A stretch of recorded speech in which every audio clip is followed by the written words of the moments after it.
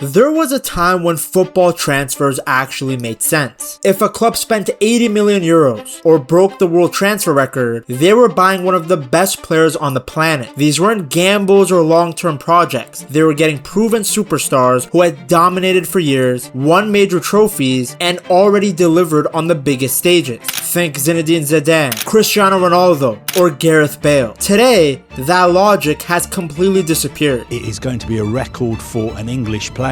Chelsea will be paying Aston Villa £117 million. The signing of Elliot Anderson from Nottingham Forest in a deal worth £116 million.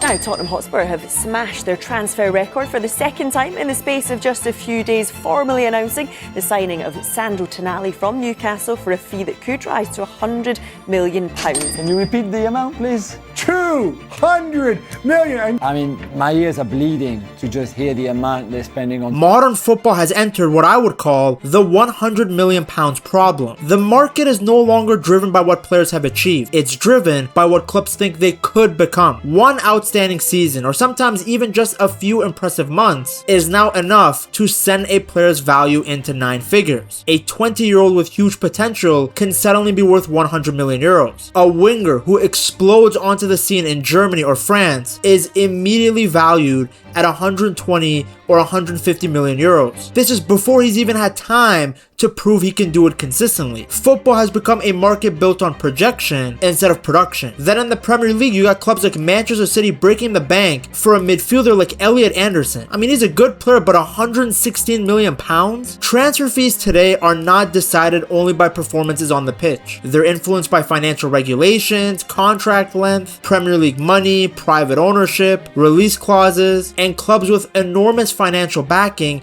that can afford to wait for the perfect offer. The result is a transfer market that feels more unpredictable than ever before.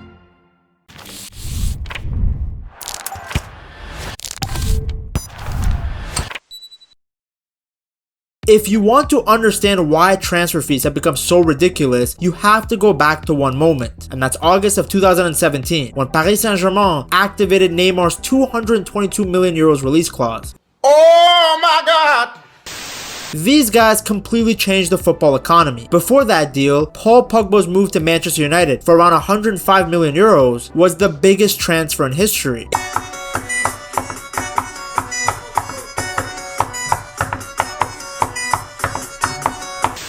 It already felt like an extraordinary amount of money. Then PSG came along and more than doubled it in a single transaction. Almost overnight, the market had a new benchmark. The other impact from this transfer was that Barcelona suddenly had 222 million euros sitting in their bank account. One of the worst clubs in the world to give money to, by the way. That's football heritage. Barca had just lost one of the best players in the world, and they desperately needed a replacement. Every club in Europe also knew this. So the moment these guys started making phone calls, the selling clubs had all the leverage. A few months later, Liverpool stood firm over Felipe Coutinho and forced Barca to spend another massive fee, reportedly around 160 million euros. Michael Edwards was probably sitting on the phone laughing at Barca the same way Jordan Belfort used to laugh at people before scamming them by selling them penny stocks. At the same time as all of this, PSG completed another blockbuster move by agreeing a deal worth around 180 million euros for an 18-year-old Kylian Mbappe. In the space of just a few months, football had completely rewritten its own price list. A 100 million euros transfer was no longer reserved for the greatest players in the world. It became the starting point for almost any elite young attacker. Selling clubs also learned an incredibly valuable lesson. If a wealthy club desperately wanted your player, there was no reason to settle for a reasonable offer. You could simply keep increasing the asking price because someone, somewhere, would eventually pay it. That shifted the balance of power entirely towards the selling clubs. And once those higher prices became normal at the top of the market, every level underneath started rising too. Players who could have cost 30 or 40 million euros a few years earlier were suddenly worth 60 million euros. Those once valued at 60 million euros quickly became 90 million euros players. That's why you had all of these terrible transfers like Anthony to United, Mudryk to Chelsea, Joao Felix to Atletico Madrid. These deals were borderline money laundering. The other change became who clubs started spending their money money on. For decades, the most expensive players in the world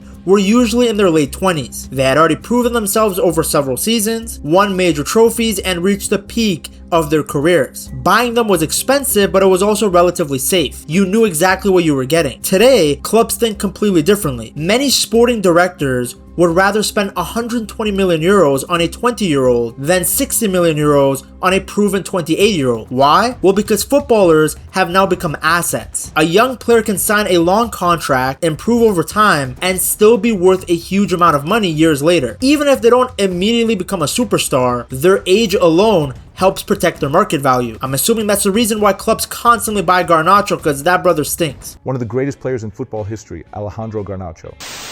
An older player doesn't offer that safety net. Once they approach 30, their resale value starts dropping quickly, no matter how good they still are. That's why modern football has become obsessed with potential. The moment a young player puts together one outstanding season, they immediately treat him like the next global superstar. One of the best examples of this new transfer market is Yan Diomande. A year ago, very few people outside of Germany knew who he was. A couple years before that, he was a nobody in the United States. Then came one outstanding season at RB Leipzig. That was all it took. Leipzig knew they had something incredibly valuable. Rather than pricing him based on one great season, they priced him based on what they believed he could become over the next decade. They were asking for something between 120 million euros and 130 million euros. Almost instantly, clubs like Real Madrid, Paris Saint-Germain, and Liverpool began showing serious interest. And none of them were shocked by the price, because in today's market, that's simply what an elite young winger would cost. Krupi is another perfect example of this. Bournemouth signed the French striker from Lorient for around £10 million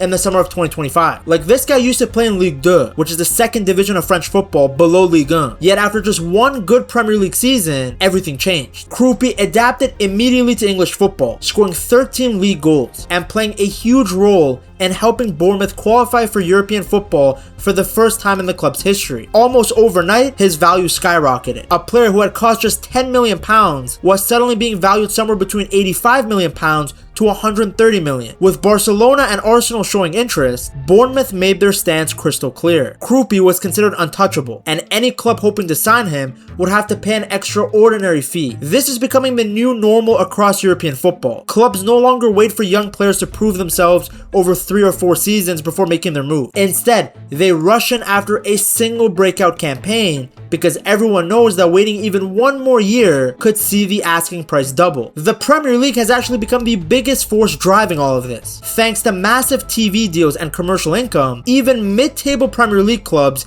now earn more money than many of Europe's biggest clubs playing in the Champions League. The financial power has completely changed the transfer market. But it's not just wealth that's pushing prices higher. A huge part of the problem comes from the Premier League's profit and sustainability rules, better known as PSR. Under these rules, clubs are only allowed to lose a certain amount of money over a rolling 3-year period. If they go beyond that limit, they risk serious punishments, including point deductions. That forced clubs to become far more creative with their finances. One of the biggest accounting tricks comes from the way transfer fees are recorded. When a club signs a player for £100 million on a 5-year contract, they don't record the full £100 million as an expense immediately. Instead, that fee is spread across the length of the contract, meaning it only counts as £20 million per year on the club's books. Selling academy players works very differently. Because homegrown players cost nothing to develop from an accounting perspective, almost every pound received from their sale is recorded as immediate profit. That naturally creates a huge incentive. If a club needs to balance its books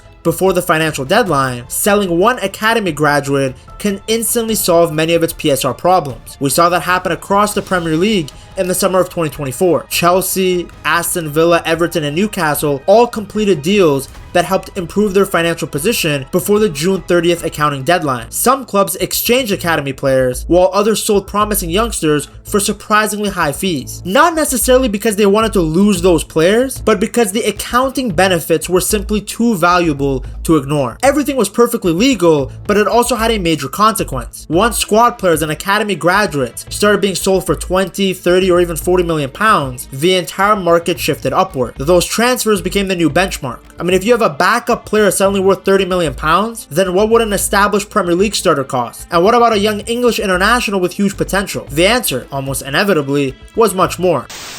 Ever wonder how we upload just 1 or 2 hours after a match? We built pettalksports.com to be even faster with 60-second football for quick news. And if you become a premium member of this YouTube channel, you unlock our controversial dark web football articles and access to our premium Discord. Pet Talk Sports is built to keep you ahead. Elliot Anderson's career is a great example of this. Back in the summer of 2024, Newcastle found themselves under serious pressure to comply with the Premier League's profit and sustainability rules before the June 30th deadline. To avoid the risk of point deductions, they made the difficult decision to sell one of their own academy graduates. So Anderson joined Nottingham Forest for £35 million.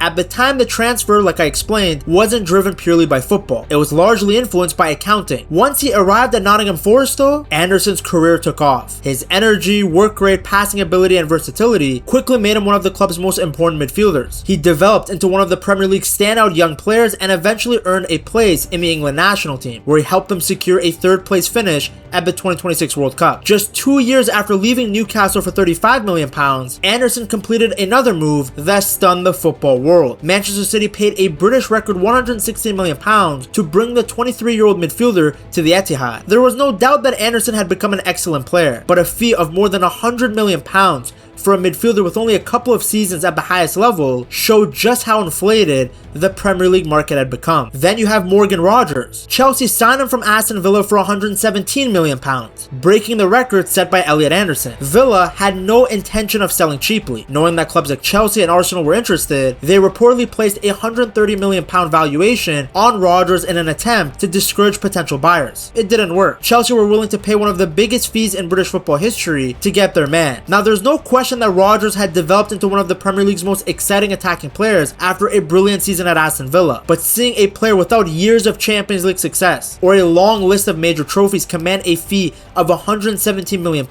showed just how far the English transfer market had drifted from the rest of Europe. The Premier League now operates in its own financial world, with enormous television revenue flowing into every club. English teams can spend amounts that most European sides simply can't compete with. That creates a cycle where domestic transfer fees continue climbing higher and higher. Once a club agrees to pay over £100 million, every other selling club adjusts its expectation. The next elite player becomes even more expensive. As transfer fees have continued to rise, football's governing bodies have tried to slow the market down by introducing stricter financial rules.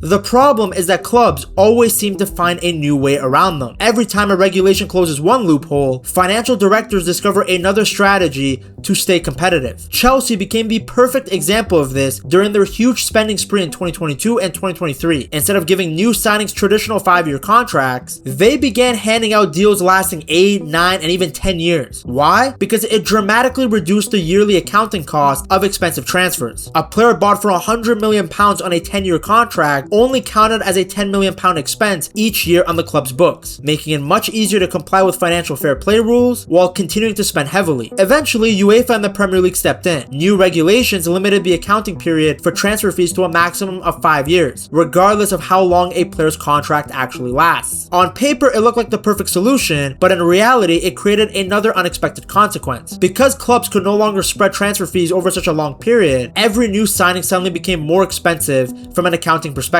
Selling clubs quickly realized this. Instead of accepting complicated bonus structures or long-term payment plans, they started demanding larger guaranteed fees up front. That pushed base transfer prices even higher. And the regulations didn't stop there. UEFA has also introduced the squad cost ratio, which limits how much clubs can spend on their wages, transfer fees, and agent commissions compared to their overall revenue. The Premier League has also discussed introducing new financial controls that would further restrict overall squad spending. Ironically, these rules have only increased the demand for younger players. A 20-year-old might cost £100 million in transfer fees, but he'll usually earn far less in wages than an established 28-year-old superstar. That makes younger players much easier to fit within modern financial regulations. So once again, clubs are encouraged to spend huge amounts on potential instead of proven experience. Looking ahead, there's very little evidence to suggest transfer fees are going to come back down. If anything, the trends shaping modern football point in the opposite direction. The £100 million problem is the new reality. The first major trend is the growing financial divide between the Premier League and the rest of Europe. Like I mentioned earlier, thanks to its enormous television deals and commercial revenues, even mid-table English clubs